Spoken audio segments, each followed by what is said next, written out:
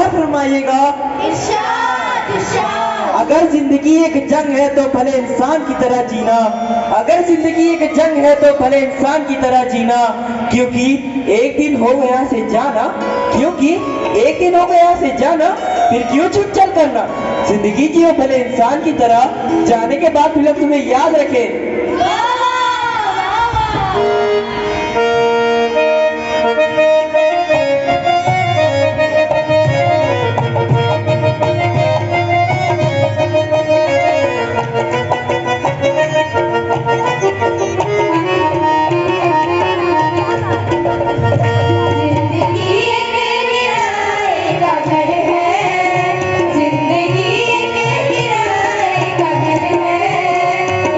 एक दिन बदलना पड़ेगा।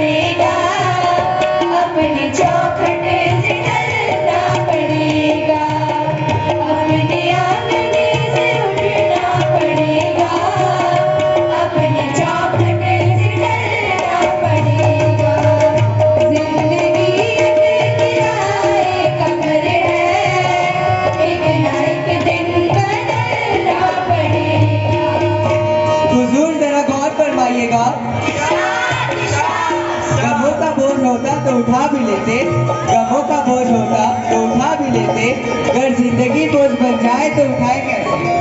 सीखते रहे उम्र भर जीवन से लड़ने का हुनर, सीखते रहे उम्र भर जीवन से लड़ने का हुनर, हमें कहाँ पता था कि किनारों पर कातिल निकलेंगे।